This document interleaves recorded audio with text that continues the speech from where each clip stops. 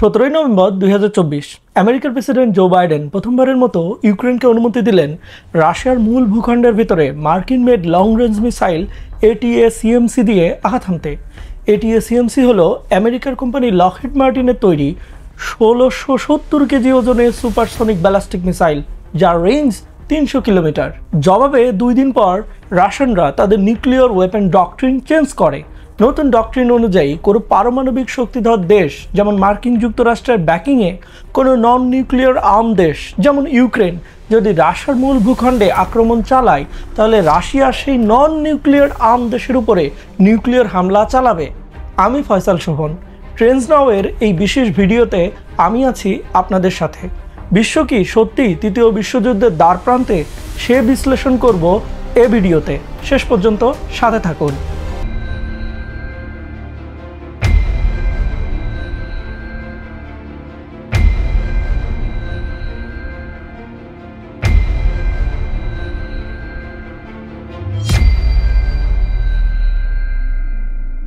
সত্যি বলতে পারমাণবিক যুদ্ধ শুরু হওয়ার এতটা কাছাকাছি পৃথিবী এই শতাব্দীতে এই প্রথম এলো।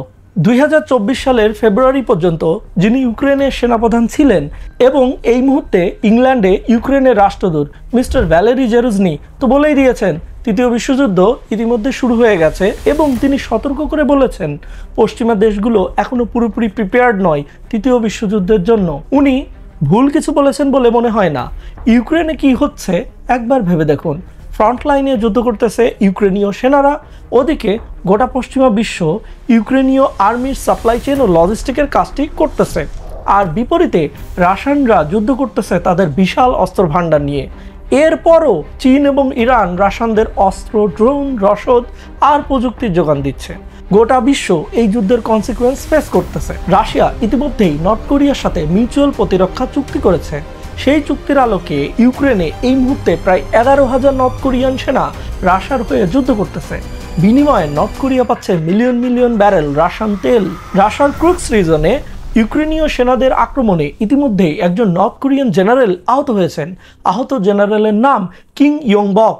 রাশিয়ার হয়ে যুদ্ধরত নর্থ কোরিয়ান সেনাদের তিনিই পরিচালনা করতেছিলেন। 2023 সালে ইউক্রেন যে পরিমাণ টেরিটরি রাশিয়ার কাছে হারিয়েছিল, 2024 সালে এসে তার চেয়ে 6 গুণ বেশি পরিমাণ টেরিটরি হারিয়েছে। অর্থাৎ ইউক্রেনীয় ভূমি রাশিয়ার দখলে যাচ্ছে প্রতিনিয়ত। বিপুল পরিমাণ পশ্চিমা অস্ত্রের সাপ্লাইয়ের পরও ইউক্রেনের টেরিটরি লুজ হচ্ছে। ইউক্রেন চমকে দিয়েছিল রাশিয়ার ক্রুক্স রিজনে ঢুকে রাশিয়ার মাটি দখল করে। উদ্দেশ্য সম্ভবত ছিল রাশিয়ার সাথে নেগোসিয়েশনে রাশিয়ার দখলকৃত ভূমি বার্গেন করা, অর্থাৎ আমি তোমার মাটি ছেড়ে দেবো, তুমি আমার জমি ছেড়ে চলে যাবা। কিন্তু সেই গ্যাম্বলটাও খুব একটা কাজে আসছে বলে মনে হচ্ছে না। রাশিয়ার মাটিতে ইউক্রেনিয়ান অফেন্স লোকবল শর্টেজের কারণে এগোতে পারছে না, উল্টো রাশিয়া কাউন্টার দিচ্ছে। 2024 সালের 22 নভেম্বর ইউক্রেনের দ্নিপ্র শহরে রাশিয়ান আর্মি এক নতুন ধরনের মিসাইল দিয়ে হামলা চালায়। সেদিন খোদ রাশিয়ান প্রেসিডেন্ট পুতিন এক টেলিভাইজ ভাষণে এই নতুন ধরনের মিসাইলকে পরিচয় করিয়ে দেন, যার নাম ওরেসনিক। এটি ইন্টারমিডিয়েট রেঞ্জ মিসাইল, যার বিশেষত্ব হলো এর গতি। প্রতি সেকেন্ডে 2.5 থেকে 3 কিলোমিটার গতিতে এই মিসাইলটি ওড়ে, যা এই মুহূর্তে বিশ্বের কোনো মিসাইল ডিফেন্স সিস্টেম ঠেকাতে পারবে না বলে উল্লেখ করা হয়। মিসাইলটির গতি বোঝার জন্য বলি, ঢাকা থেকে চট্টগ্রাম শহরে যেতে অর্থাৎ 252 কিলোমিটার পথ পাড়ি দিতে মিসাইলটির লাগবে 2 মিনিটেরও কম সময়। টার্গেটের কাছাকাছি এসে মিসাইলের মাথা থেকে 6টি আলাদা আলাদা ওয়ারহেড বের হয়ে আলাদা আলাদা লক্ষ্যে আঘাত হানে।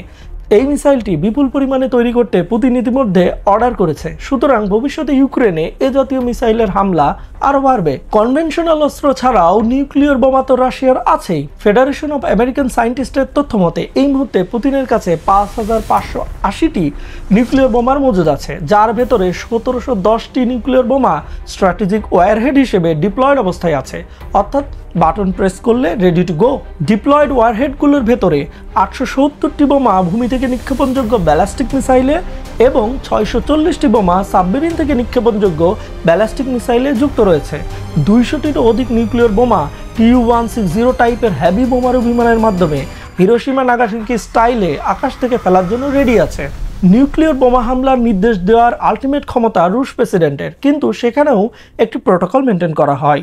রাশিয়ান স্ট্র্যাটেজিক রকেট ফোর্স এবং নিউক্লিয়ার কমান্ডস ইউনিটের মিলিটারি অফিসারেরাই দিন শেষে রুশ প্রেসিডেন্টের নির্দেশ বাস্তবায়ন করে থাকেন। আর নির্দেশনার প্রদান এবং কমিউনিকেশনের জন্য সিকিউর কমিউনিকেশন সিস্টেম রাশিয়ানরা তৈরি করেছে, যার নাম কাজবেক। এই কমিউনিকেশন সিস্টেমের একটি অংশ হলো চেগেট বা নিউক্লিয়ার সুটকেস। পুতিনের আশেপাশে দেখবেন একজন ব্যক্তি বড় সাইজের ব্রিফকেস নিয়ে ঘোরে, এটাই চেগেট। ব্রিফকেসটি একটি কমিউনিকেশন ডিভাইস, যার ভিতরে একটি সাদা এবং একটি লাল সুইচ আছে। সেখানে আছে নিউক্লিয়ার লঞ্চ কোড এন্ট্রি করার ব্যবস্থা। ব্রিফকেসটি অ্যাক্টিভেট করতেও স্পেশাল ফ্ল্যাশ কার্ড লাগে, যা রুশ প্রেসিডেন্টের কাছে থাকে। সাদা সুইচটি প্রেস করলে হামলার নির্দেশ দেওয়া হয়, আর লাল সুইচটি হলো ক্যান্সেল বাটন। এই চ্যাগেট প্রথম তৈরি করা হয় পুতিনের গুরু কেজিবি বস ইউরি আন্দ্রোপভের সময়, গত শতাব্দীর 80-র দশকে। ভূমি থেকে নিক্ষেপণযোগ্য বিশাল বিশাল আইসিবিএম অর্থাৎ অন্তমহাদেশীয় ব্যালিস্টিক মিসাইলগুলো থাকে রাশিয়ার রকেট ফোর্সের হাতে। সাবমেরিনে থাকা নিউক্লিয়ার মিসাইলগুলো রুশ নেভির হাতে, আর বোমারু বিমান থেকে ফেলা হবে এমন সব বোমাগুলো রুশ বিমান বাহিনীর হাতে থাকে। রুশ প্রেসিডেন্টের নির্দেশে আলাদা আলাদা বাহিনী নিউক্লিয়ার লঞ্চ বাস্তবায়ন করতে পারে। তবে ভয়ঙ্কর একটি বিষয় হলো পেরিমিটার সিস্টেম, যার আরেক নাম ডেড হ্যান্ড সিস্টেম। এটি হলো এক্সট্রিম কেস সিনারিওর জন্য। যদি আমেরিকা রাশিয়াতে নিউক্লিয়ার হামলা চালায় এবং সেই হামলার জবাবে যদি গোটা Russian nuclear command including Russian president পাল্টা হামলার নির্দেশ দিতে ব্যর্থ হন, অর্থাৎ ধরুন নিউক্লিয়ার হামলায় তারা সবাই মারা গিয়েছেন, তাহলে অটোমেটিক ভূমিতে থাকা মিসাইল আর সাগরের বুকে ঘুরে বেড়ানো রুশ সাবমেরিনে থাকা মিসাইলগুলো লঞ্চ হয়ে যাবে আমেরিকার উদ্দেশ্যে, কোনো হিউম্যান ইন্টারভেনশন ছাড়াই। চিন্তা করুন কতটা ভয়ঙ্কর বিষয়।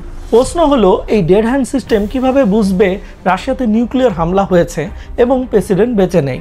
স্যাটেলাইট, রাডার, ভূকম্পন, রেডিয়েশন, নানান সিস্টেম মনিটর করার মাধ্যমে এই ডেড হ্যান্ড সিস্টেম কাজ করে।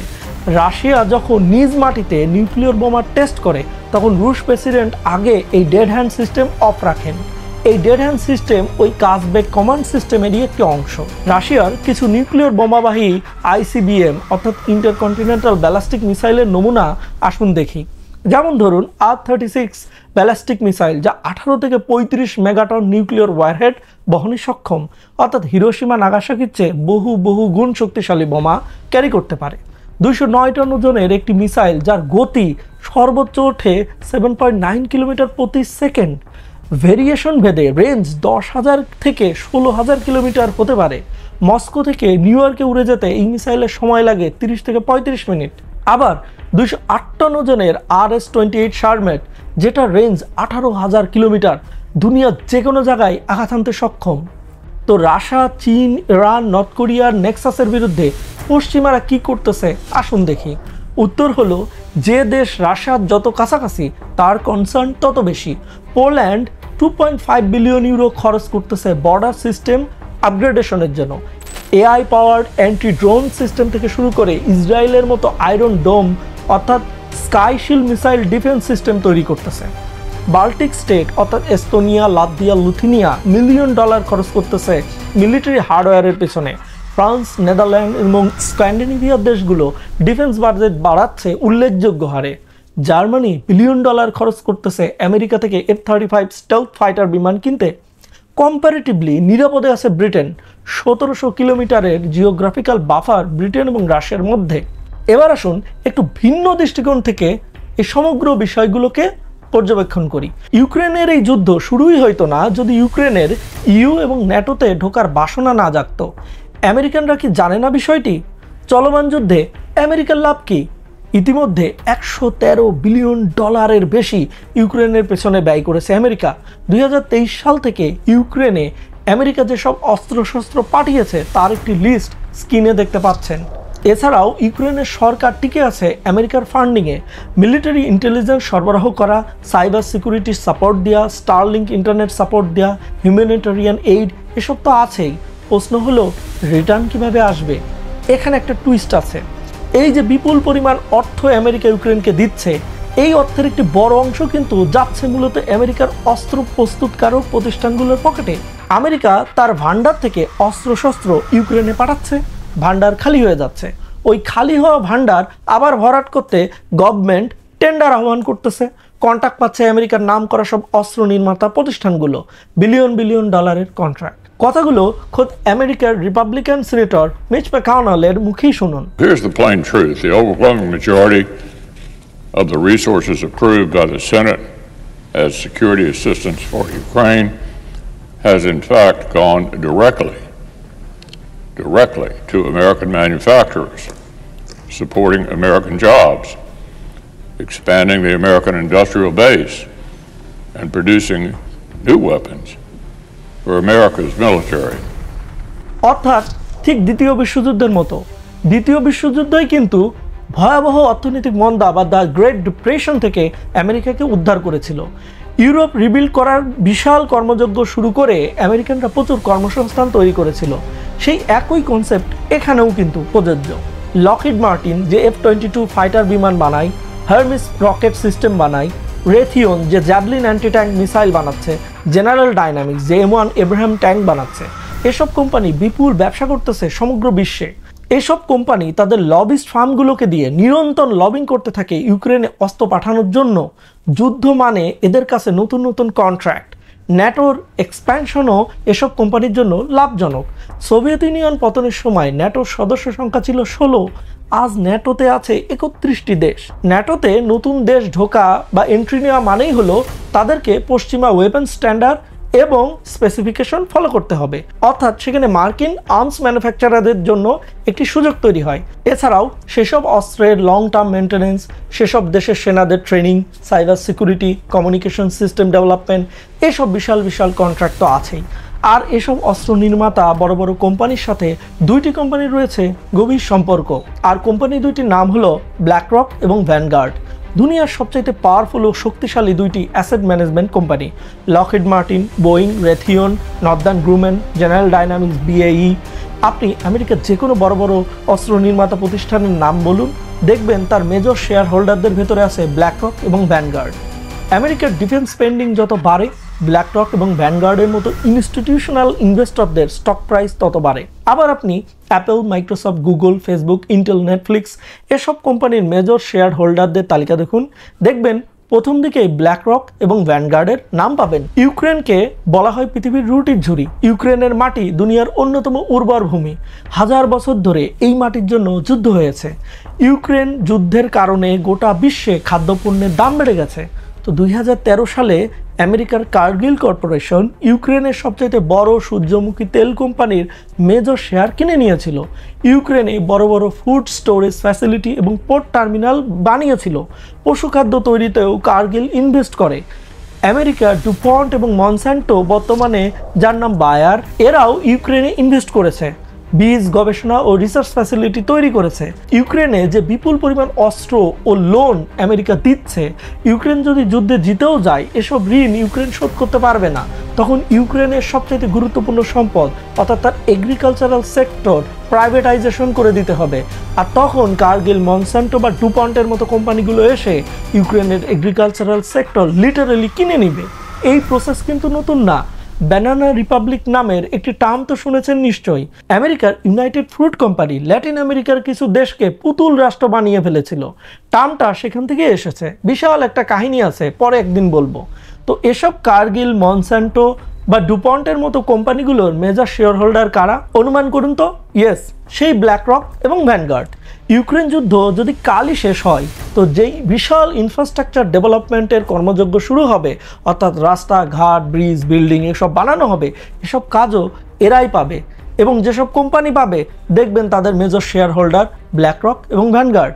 তবে এই যুদ্ধের বাণিজ্য যদি নিউক্লিয়ার যুদ্ধ রূপ নেয়, তখন আর ব্যবসা করার মতো জায়গা খুঁজে পাওয়া যাবে না। আশা করি বিষয়টি ব্ল্যাকরক এবং ভ্যানগার্ডের হত্যাকর্তারাও বুঝবেন। International Campaign to Abolish Nuclear Weapon, আইক্যানের এক্সিকিউটিভ ডাইরেক্টর মেলিসা পার্ক এর একটি উক্তি দিয়েই শেষ করব। As long as nuclear weapon exist, so does the risks of nuclear war. Mistakes can quickly lead to escalation, resulting in a catastrophic nuclear exchange. তো আজ এ পর্যন্তই। এমন সব তথ্যবহুল এবং ইন্টারেস্টিং বিষয়ে আলোচনা শুনতে আমার ফয়সাল শোভন নামের ইউটিউব চ্যানেলটি সাবস্ক্রাইব করতে পারেন। এছাড়াও নিউক্লিয়ার বোমার ভয়াবহতা নিয়ে আমি ইতিমধ্যে একটি ভিডিও বানিয়েছি, দেখতে পারেন। আশা করি সামনে দেখা হবে নতুন কোনো টপিকস নিয়ে। ভালো থাকবেন, ধন্যবাদ।